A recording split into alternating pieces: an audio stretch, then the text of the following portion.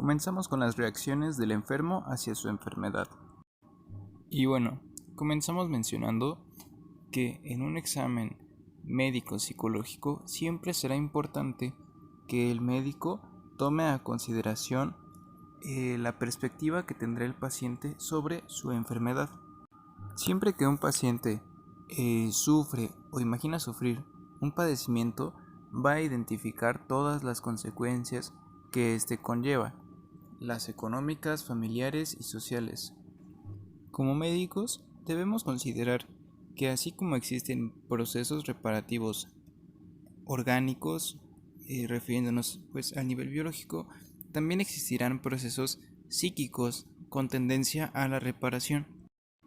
Como vemos en la parte inferior izquierda de nuestra diapositiva, es importante diferenciar los síntomas mentales y la experiencia de estar enfermo, dado que esta segunda añade también el concepto de la enfermedad que tiene el paciente, así como su reacción a ella. Cabe destacar que los pacientes no tendrán conceptos realistas de las enfermedades que padecen.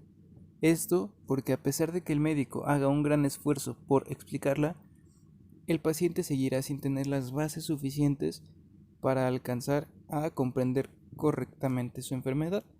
Aparte de que los pacientes suelen dar significados simbólicos a los órganos. Esto pues por toda la naturaleza de las tradiciones mexicanas y el cómo en nuestra sociedad algunas personas, algunos grupos suelen adjudicar la causa de enfermedades a algunas actividades o a algunos sentimientos. Y bueno, a este punto cabe volver a tocar el tema de la angustia por la enfermedad. Esta se va a deber a que el paciente y bueno, el humano en general busca ser independiente y socialmente funcional. En cambio, si se presenta una enfermedad que comprometa esa funcionabilidad, se aumenta la angustia. La angustia no se debe tanto a morir, se debe a volverse dependiente e inútil. Ahora hablaremos de lleno sobre la reacción del paciente al enterarse de su enfermedad y bueno, vamos a encontrarnos con que la reacción va a estar en función del carácter del paciente. Este carácter va a determinar la capacidad de tolerar la frustración y las adversidades, así como las formas de combatir estas dos que acabo de mencionar. Ahora, se puede definir una reacción saludable como aquella en la que se aceptan las limitaciones del sufrimiento inevitable y sus consecuencias en todos los aspectos. Pero a pesar de esto, se mantiene una aspiración a recuperar totalmente la salud, así como se muestra una disposición de utilizar todos los medios que estén al alcance del paciente para recuperar la salud. Y bueno, en estos casos es muy común que entren mecanismos de defensa. Entre estos, el más común es la negación, por ejemplo, en los pacientes que son diagnosticados con enfermedades como diabetes, y a pesar de que se les dan las indicaciones para tener un estilo de vida saludable y mantener su estado de salud el mayor tiempo posible, ellos niegan su enfermedad al no cuidarse. Después de este sigue la hostilidad, en la cual el paciente normalmente va a actuar de manera agresiva con el médico, con su cuidador o bueno, con el resto de personal de salud.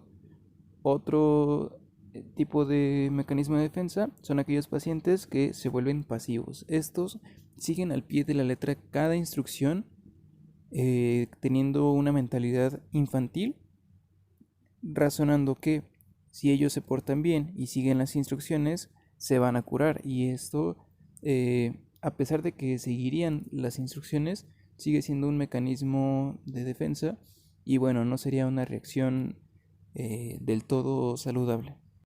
Estos tres tipos no saludables de reacción a la enfermedad suelen darse combinados entre sí, también se pueden dar de forma pura y pueden ser de distintos tipos. En algunos casos se puede decir que los enfermos llegan a tener ciertas ventajas.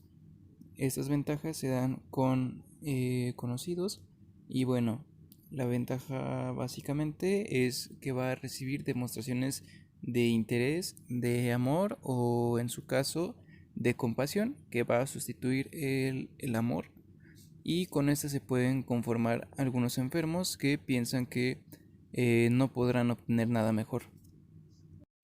También hay que considerar que a veces la reacción del enfermo puede estar relacionada con el hecho de que este enfermo sienta estas ventajas ya mencionadas. Siente que esta enfermedad puede justificar una alteración en su vida diaria y lo hace descartar categóricamente las necesidades de competir con sus iguales. Como examinadores, nosotros tenemos el deber de plantearnos las siguientes preguntas. ¿Cómo el paciente está enfrentando su enfermedad? ¿Qué ventajas obtendría si continúa enfermo? ¿Acepta su incapacidad transitoria? Y por último, preguntarnos si está usando su padecimiento como una justificación para no cumplir con sus obligaciones. La respuesta a estas 4 preguntas nos puede permitir un fácil manejo de los pacientes. Ahora, hablamos de la identificación de rasgos de personalidad y conflictos básicos. Y bueno, lo primero en esta parte será, como médico, hacer un concepto de las motivaciones del paciente, sus metas, sentimientos y actitudes acerca de sí mismo y sus relaciones. Y bueno, podemos lograr esto pidiéndole al paciente que nos mencione los rasgos más destacados de su personalidad. Esto puede ser con preguntas como si es sociable, cuáles son sus cualidades más notables, si se critica mucho a sí mismo y tiende a culparse por cualquier situación, y preguntas de esta índole. Otra forma de obtener información acerca de la personalidad de un paciente es preguntándole acerca de sus actitudes y opiniones acerca de las personas y situaciones en las que se relaciona.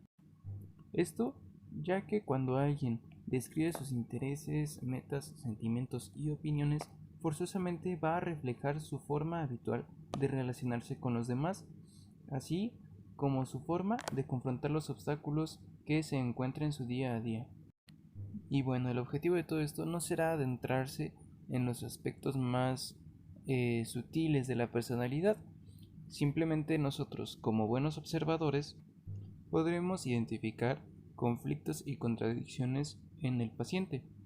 Y bueno, un examen médico psicológico general no nos da el chance de rastrear en el pasado los orígenes de las actitudes del enfermo y las fuerzas que lo impulsan con las metas que persigue, pero lo que sí nos va a permitir va a ser que nosotros como médicos tengamos una imagen real del paciente y que esta imagen nos sea útil para fines de la clínica. Esto es aún más funcional con pacientes que vayamos a tratar durante varias ocasiones.